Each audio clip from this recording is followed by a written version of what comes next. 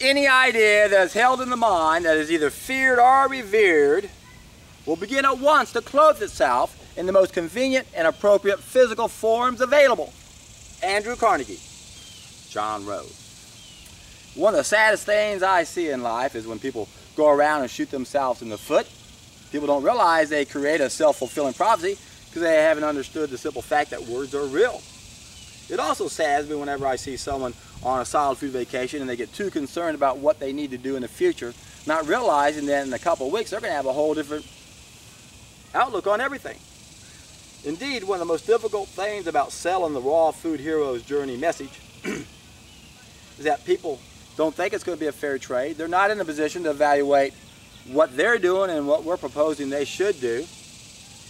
That's why they got to take a solid food vacation, so they can see what they're missing. And then not be afraid of what's going to happen if they go back to what they are thinking of now. Because if you fear something, you make it manifest.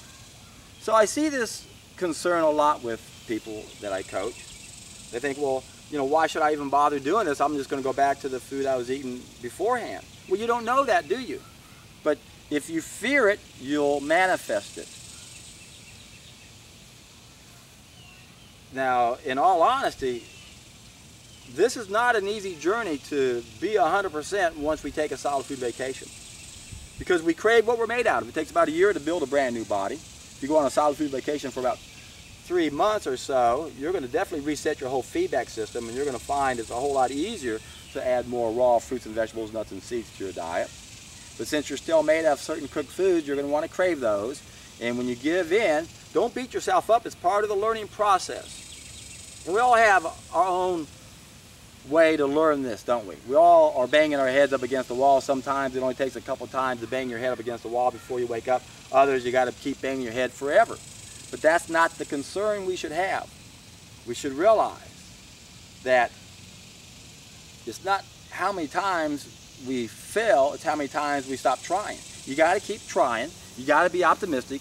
You have to realize that you don't know how you're going to feel in the future, so it's best not to think about, well, what am I going to do even at that point? Like, I don't think I can. And if you can't, don't worry, just call yourself normal. But remember, with a strong enough why, we can bear almost any how. So that's the key right there. Keep arming yourself with knowledge of the whys, the benefits, to help motivate you. Are you going to slip back and eat some of the wrong foods? Yeah, then sometimes it can be the best learning experience you can have. Reminds me of a man I coached many years ago, about a decade or so, and he had psoriasis, and he goes on a solid food vacation. Within 10 days, 60% of it's gone. And then when I called him the next day, he said, well, I had a birthday yesterday, and I went out and I celebrated. I had some of my favorite foods, and guess what? I woke up this morning and all of my psoriasis came back. I go, man, that's the best birthday present you could have ever given yourself, isn't it? Because you saw what it took to get rid of it, quit putting the crap in, and you saw how it came when you put the crap back in you.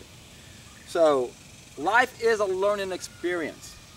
Don't expect to be perfect. Don't beat yourself up if you can't. Don't project in yourself in the future and say, well, I've got to take a trip on day so-and-so. I better plan on breaking it on day so-and-so.